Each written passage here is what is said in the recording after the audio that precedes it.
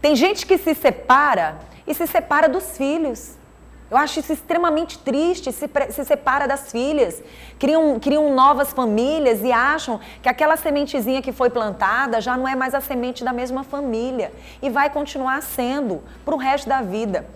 E aí o que acontece? Traumas estes que muitas vezes você não percebe, porque quando uma mãe é pai e mãe ou quando um pai é pai e mãe, eles estão focados em cuidar, em dar alimentação, em buscar. E muitas vezes ser pai e mãe e vice-versa leva um tempo complicado. Por quê? Porque você deixa passar determinadas situações, não porque você queira, mas porque você é tão pai, você é tão mãe, que você está focado em trazer a qualidade de vida em termos de alimentação, ensino, disciplina em estar cobrando. Não, menino, pode fazer isso. Não é assim, não sei o quê. E aí mistura com a tua vida do dia a dia e você não percebe que aquela criança, muitas vezes ela está sentindo falta de outras situações. No momento que muitas vezes ela não tem, né?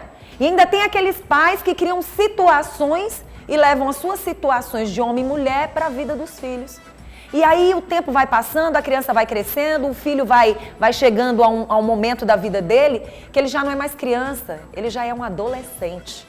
E aí vem um momento mais difícil para uma mãe ou para aquela pessoa que está criando, ou o pai, porque aquela criança deixou de ser criança tão rapidamente, perdeu aqueles momentos especiais. Porque quando duas pessoas não estão mais vivendo juntas, é o homem e a mulher que está se separando. Os filhos não. Tem que ter tempo. Tem que ter tempo para ir para um esporte, levar o filho. Tem que ter tempo para ir passear com o filho, para conversar, saber como é que está a vida, o que está acontecendo com você, o que você está precisando. Às vezes o que a mãe não pode levar, o pai pode. Deus é tão maravilhoso que ele que criou o pai e a mãe. A mãe entra com a parte, o pai entra com a outra parte. Vivendo junto ou separado, tem que existir essa participação. Porque quando não existe, que essa criança chega numa fase, digamos que mais ou menos adulta, lá para os seus 17, 18 anos, 16, 17 anos, 18 anos, ela está cheia de traumas, cheia de problemas. Aí a mãe não entende, ou o pai não entende. Que trauma é esse? Eu dei amor, eu dei carinho, eu cuidei, eu zelei. Será? Você fez tudo, meu amor. Mas é que não dá para ser pai e mãe ao mesmo tempo. Às vezes, cada um tem sua parte, o filho tem sua necessidade e você tem suas obrigações. Então, é muito importante que a gente foque isso. Filho é conquista, filha é conquista. É disciplina, é o sim, é o não, mas é a presença. E o que você está fazendo que não está dando tempo para cuidar desse tempo ao lado dos seus filhos? Por que eu estou falando isso? A nossa atleta, a Simone, passou por um momento e que ninguém está entendendo. Eu não sei, que eu estou pesquisando muito, eu estou vendo muito, mas eu posso dizer para vocês que nos Estados Unidos, o povo lá é tão patriota, que com certeza, nesse exato momento, eles devem estar pensando e analisando. Rapaz, se isso aconteceu com essa jovem, ela tem os traumas dela, então nós vamos ter que cuidar dos nossos jovens, das nossas crianças, entender quais são os traumas, para que elas possam chegar nesse mundo do esporte e não venham trazer problemas para elas, mas principalmente para o que eles acreditam tanto, para o que eles valorizam tanto, porque senão nós vamos ter várias e várias jovens desistindo simplesmente porque existem vários outros problemas por trás. Quantas não vão desistir hoje? Porque é uma bola de neve. Quantas não vão desistir? Quantas não desistiram porque tinham medo de desistir, da cobrança, daquela coisa? Então, assim, é muito importante falar sobre esse assunto. Eu fiz toda essa reflexão porque ela é importante, gente. Eu estou aqui com uma pessoa que ele vai me dizer se eu fiz errado, se eu fiz certo ou não, porque nós vamos falar sobre atletas, né? Que muitas vezes eles sentem essa responsabilidade gigantesca nas costas deles e às vezes é importante que a gente venha de uma certa forma entender que não é bem assim. Responsabilidades gigantescas e principalmente durante aquele momento que elas estão ali. Então hoje, gente, eu estou recebendo aqui no nosso estúdio, tá? Um grande profissional que a gente convidou, que é o Rodrigo, né, Rodrigo? Rodrigo Damasceno, que na verdade é psicólogo esportivo. Eu convidei ele para vir para cá, para que a gente pudesse conversar sobre esse lado psicológico e esportivo, né? Na verdade, ele é, um psicólogo esportivo, mas que a gente pudesse falar nesse lado do esporte, na psicologia trabalhada com o esporte, mas mais do que isso, que a gente pudesse ver um pouquinho essa situação das nossas crianças, dos traumas, de tudo que pode acontecer e que pode fazer aquele futuro jovem, né, indo para a fase adulta, desistir de tanta coisa na vida. Dentre elas, hoje o foco é a Olimpíada, é o esporte, mas pode ser muitas outras situações que as pessoas desistem e que poderiam prosseguir ou que se cobram demais. Ela foi feliz, talvez em ter entendido o limite dela, mas quantas pessoas não chegam ao limite e desistem bem antes, até das suas próprias vidas, não é isso? Seja bem-vindo, meu querido. Muito bom dia, obrigado pela oportunidade, agradecer a todos que nos acompanham. Pra gente, muito mais. É um momento extremamente oportuno falar sobre isso e você fez uma bela introdução. É muito importante salientar que hoje, no mundo como um todo, e vamos trazer aqui a nossa realidade brasileira, existe um distanciamento muito grande entre essa figura dos pais, que são ou que tendem a ser uma figura de referência, para com os seus filhos. Então, essa criança, esse jovem que vai se tornar um adulto, acaba passando por algumas etapas do seu desenvolvimento e não tem uma referência. E, posteriormente, isso vai acarretar em inúmeras situações, como você pontuou, dificuldades, traumas diversos e vem uma série de oportunidades e aí acaba não sabendo lidar com aquilo, tem uma dificuldade, uma baixa tolerância à frustração muito grande e muitas pessoas, o senso comum e as pessoas que acabam por olhar e apenas observar, vão muito mais julgar do que buscar compreender como que se dá a história de vida desse indivíduo, como que está a história de vida de tantas situações adversas que essa criança, que vai ser um jovem, vai ser um futuro adulto, vai vir a passar ao longo da sua vida. Então, Vanusa, e até uma mensagem que eu quero deixar desde já para todos que nos acompanham. O mundo, as relações, elas estão fragilizadas.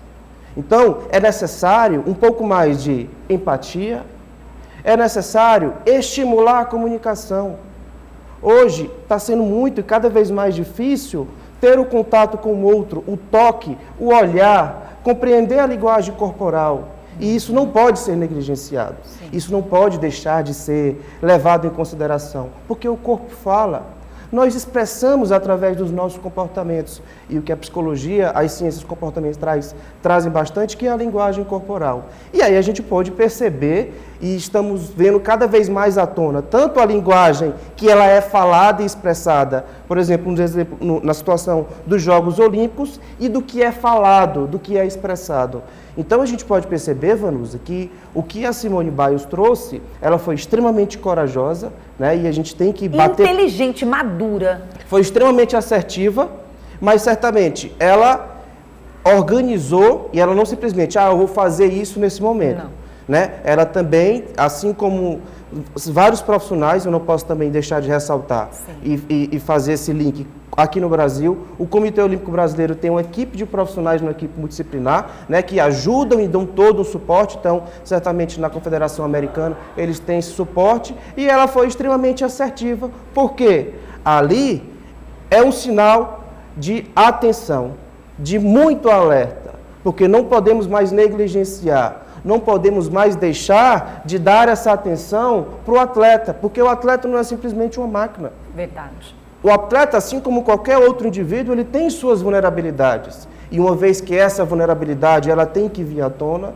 e tem que ter e estimular que tenha-se uma equipe para dar esse suporte. E não só pressionar e achar que tudo tem que acontecer porque é a favor de muita gente que está ali envolvida. Porque naquele momento, cortando só um pinguinho sua fala, o que a gente percebe? Eu acredito que você esteja estudando ao máximo essa situação. Sim. E acredito que será de bom uso, principalmente para a importância das nossas crianças que aí estão. Eu acho que você, como psicólogo esportivo, vai acrescentar muito na vida dos nossos jovens, das nossas crianças, aqui da nossa capital, do nosso estado do Piauí, acredito eu. Por quê? Porque chamou a atenção algo. Como você falou, provavelmente ela já vinha na mente dela com essa situação. Ela fez tudo e chegou lá. Chegou no ápice, né? Então, naquele momento, ela entendeu, talvez o psicológico dela, isso é o que eu penso, não sou a conhecedora do assunto, é só um pensamento, que se ela passasse daquele limite dela, provavelmente ela poderia ser um desastre, porque ela não estava sendo dominada pelo tudo aquilo que ela aprendeu, tudo aquilo que ela sabia fazer, e que ela sabia que ela ia fazer bem feito. Mas naquele momento ela pensou, o que pode acontecer depois daqui com o que eu estou em mente? Porque a mente da gente faz a gente cair, a mente da gente faz a gente não continuar, a mente da gente faz a gente se destruir. E naquele momento ia ser um choque. E depois dali, como é que ia estar a mente dela para suportar toda essa bagagem de cobrança? Nós, enquanto profissionais da área e profissionais da saúde mental, é até difícil trazer uma afirmação sobre o que ela diz, né? Mas o que a gente pode trazer... Ela passou algo, né? Com base nas experiências que nós temos aqui nas diversas realidades, né? Desde o esporte das categorias de base até o alto rendimento. Então, a Simone, uma garota jovem, né, com uma série de responsabilidades e que, teoricamente, conseguiu o ápice já da sua carreira e... pensamos que ela tomou uma decisão assertiva porque, como você falou, se isso houvesse uma continuidade, ela não estaria só mais pressionada, mas aquilo ali iria trazer marcas inesquecíveis e até muito difíceis para ela desenvolver e resolver ao longo da sua vida. Né? E aí fica assim, como é que a gente pode, de uma certa forma, trabalhar a mente das nossas crianças? Como é que a gente pode trabalhar a mente dos nossos jovens dentro do mundo esportivo? A gente vê que hoje está se vestindo mais a camisa, a gente percebe que as nossas meninas estão praticando mais futebol de campo, né, de quadra, a gente percebe que os nossos jovens estão indo mais à frente. O que é importante, principalmente um pai, observar na vida deste jovem que está começando esse mundo esportivo dele e mais do que isso, como a gente pode ficar de olho e ao mesmo tempo não pressionar demais, porque às vezes não é nem a criança que quer estar ali, às vezes é o pai, às vezes é a mãe, porque eu não fui jogador, porque eu não pratiquei isso, meu sonho era ter feito isso, isso era o seu sonho. Mas será que é o sonho dessa criança? Eu acho que primeiramente é estimular a comunicação entre as figuras de referência para com os seus filhos, né? Porque uma vez que tem essa comunicação, o filho ou a filha vai ser escutado. E simplesmente o pai ou a figura de referência não vai simplesmente jogar ou colocar toda aquela responsabilidade ou simplesmente transferir as suas responsabilidades para o seu filho, para uma criança que está em desenvolvimento, que não tem ainda uma noção muito grande de elaborar e de saber lidar com tanta expectativa, com tanta pressão, né? E eu acho que é válido ressaltar, Vanusa, e eu vou fazer esse paralelo, se me permita, para aqui com a nossa realidade, para aqui com o nosso contexto piauiense, aqui em Teresina. E você, pelo que você me perguntou, eu acho que isso também se dá a partir de um processo de conscientização, de estimulação das instituições, desde o órgão privado, assim como os órgãos públicos. Porque hoje nós percebemos uma superestimulação no que se refere à parte intelectual. E aí? É só isso que existe? É uma reflexão que eu coloco principalmente para os pais e gestores que nos acompanham. Né? Eu tenho um pensamento e um posicionamento muito crítico porque é necessário a gente ter as reflexões e ter mudanças e não simplesmente ficar só no diálogo. Porque a palavra ela vem muito forte. Está todo mundo falando sobre tudo, está todo mundo focando a boa palavra e é o que você diz. Psicologicamente, eu acredito que as pessoas estão muito falando e na prática não estão fazendo nada, né? Sim. E nós estamos vivendo muito isso. Às vezes também, Vanusa, muitas pessoas temos essa dificuldade mais de replicar um comportamento ou uma atitude, mas também por trás do indivíduo tem uma série de outras questões que acabam impossibilitando de ter ou de pôr em prática. Por isso muita gente, muita informação, é muita cobrança. Nós estamos cada vez mais bombardeados de informação. Então, é um mundo muito mais punitivo do que acolhedor. Né? Então, se eu estou imerso e dentro de um contexto onde é só pressão, então certamente tem-se uma possibilidade muito grande de eu criar mecanismos onde eu vou ficar muito mais recluso do que eu, de uma maneira geral, enfrentar aquele problema. E aí vem determinados julgamentos. Você é fraco, você é besta, não aguenta. Vai perder a oportunidade. Vai perder a oportunidade, mas como você falou, é importante ressaltarmos. Por trás de toda a situação tem um contexto. Sim. E é necessário analisar esse contexto antes do que simplesmente julgar. Né? E a palavra ela tem um poder, ela tem um impacto muito grande. E uma coisa que nós fazemos, principalmente com os atletas, é justamente tentar blindar julgamentos ou situações que são negativas. né? A gente pode perceber, está sendo bem peculiar nos Jogos Olímpicos, que eu não sei, isso tem muito a ver no sentido de que os atletas, a gente pode até trazer aqui os exemplos dos brasileiros, eles estão se divertindo. Eles estão fazendo o que realmente amam. E isso é uma estratégia comportamental muito eficaz para qualquer indivíduo. Para a saúde mental e para a saúde mental como um todo, né? No sentido de que você potencializar, você estimular ali no seu corpo, na sua mente, situações felizes, alegres, que te trazem conforto. E não simplesmente aquilo que você falou no início do programa. As pessoas estão cada vez mais inversas e olhadas para o negativismo. Eu acabo esquecendo as minhas potencialidades e foco só naquilo que eu faço de errado. Mas eu posso afirmar, não só eu, né? A ciência traz que todos temos as nossas dificuldades e tem também as nossas potencialidades. Você se liberta, né? Exatamente. Você consegue se libertar e você consegue fazer muito mais. E já que nós estamos agora vestindo muito essa camisa do esporte, a gente percebe de verdade que essa história da Simone, ela vai ser muito mais, ela vai ampliar com certeza e ela vai mudar muita coisa que antes estava muito escondida. Tinha muita coisa escondida e que, de uma certa forma, ela trouxe à tona. Por exemplo, a gente tem que ver o lado positivo desse momento dela. Sim. Esse momento dela parar, para ela pode também ser grandioso. Porque vai poder trabalhar as nossas crianças, vai poder trabalhar os nossos jovens, focando, eu não digo nem tanto os traumas somente, mas tentando evitar estes traumas. Eu acredito que, por ser também uma referência mundial... acaba por trazer... Não é uma pessoa comum, exatamente. Né? Como eu falei, ali é um sinal de alerta. Né? E também não vamos focar só na parte ruim. Ela não competiu, isso e aquilo. Não. Eu acredito que isso serve principalmente para rever metodologias de trabalho. Rever como que se está inserindo e está o desenvolvimento desse atleta, seja ele nas categorias de base, assim como também no alto rendimento. E eu acho que é a principal mensagem, não negligenciar e dar a importância para as vontades que também o atleta tem.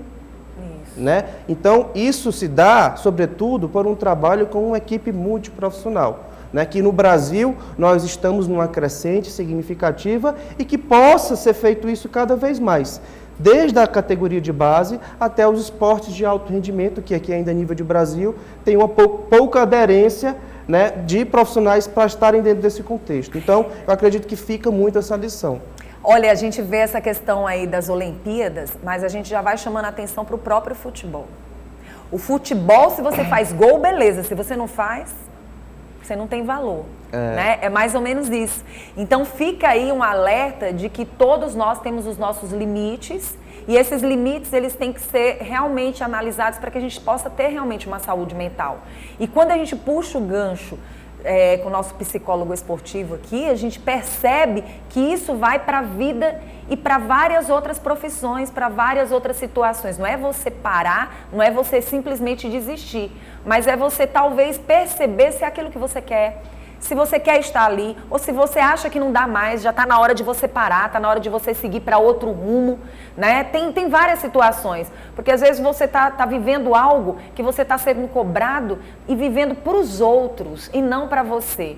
E a gente precisa ter essa saúde mental. Acho que nesses últimos tempos, com essa situação da pandemia, as pessoas puderam se expressar mais e puderam dizer mais, não posso, não tenho como continuar. Não é desistir de tudo.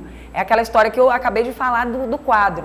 É você perceber que tem várias outras saídas. Tem como você se reinventar, tem como você fazer coisas que te deem prazer. E dar oportunidade para aquelas pessoas que verdadeiramente querem chegar e querem fazer algo novo. Porque tem espaço para todo mundo, tem oportunidade para todo mundo. E você necessariamente não tem que ser só o foco da situação. Né? Exatamente, Vanusa. Isso que você falou é muito importante e a gente trabalha isso na psicologia como um todo, né? Desde o esporte, assim como no setting terapêutico. O que é que faz sentido para você? Né?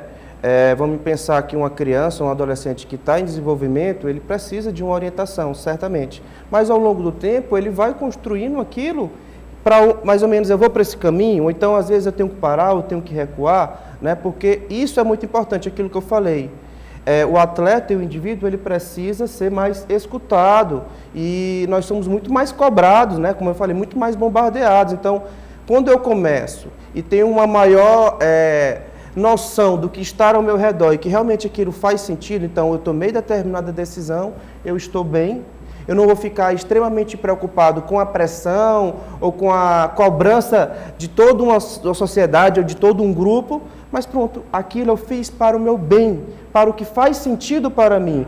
Então, isso potencializa e empodera muito a pessoa se sentir bem, tranquila e seguir sua vida. Para a gente finalizar, qual seria a dica ou as dicas para quem trabalha com esses meninos, com essas meninas, com o melhor do esporte e um alerta aí? Eu sei que você já trouxe vários pontos positivos para cá, mas eu sei que você está sendo muito solicitado, está sendo muito chamado, e eu acho que isso é muito bom, abre um leque importantíssimo para as nossas vidas, principalmente para os pais, mas para quem lida diretamente com esses jovens, com essas crianças. É muito oportuno também, Vanusa, porque no trabalho como psicólogo do esporte, o nosso trabalho não é único e exclusivamente focado com atletas. Já que o esporte, o contexto esportivo, ele envolve, para além do atleta, a família e a comissão técnica, né? Então, uma coisa que eu busco trabalhar e que eu deixo como dica também, é que possa ser estimulado mais a comunicação e que não seja negligenciado quando o atleta fala não estou bem ou não está legal, ou que eu, enquanto figura de referência, que estou à frente de algo, percebo que aquele comportamento não está legal, que aquela linguagem corporal não está interessante. Então, que nessa relação treinador-atleta, atleta-treinador, haja um pouco mais de cautela, haja um pouco mais de paciência em todas as instâncias, desde as categorias de base até o alto rendimento, porque, mais uma vez, o atleta não é um robô, não é uma máquina, então ele precisa ser escutado, não pode ser mais negligenciado. E saber que, tanto para o atleta, principalmente, e também para a comissão técnica, isso vai deixar marcas, né? E marcas talvez não muito legais, e que isso possa demorar um tempo, ou então, ao longo da vida, vai passar e persistir, e a pessoa, né, ou aquele grupo vai ter muita dificuldade em saber lidar com aquilo. E, mais uma vez, tem solução. O Brasil, o Piauí, e nós temos profissionais e pessoas capacitadas para lidar com essas adversidades, para manejar essas situações e tentar educar as pessoas e a população que precisa tanto. Rodrigo, foi um prazer ter te trazido para o programa para a gente falar sobre isso. A gente tem que se preocupar com a saúde mental dos nossos profissionais, essas crianças que estão chegando aí no esporte, porque esporte é saúde. E a gente quer que dê continuidade, mas que elas estejam com a sua mente bem trabalhada para continuar ou para parar na hora que tiver que parar. E é claro que, dessa forma, você falou tudo isso, envolve muito respeito de ambas as partes, né? É você respeitar o limite do outro e saber que tudo tem um momento para parar ou para dar continuidade, não é isso? Exatamente.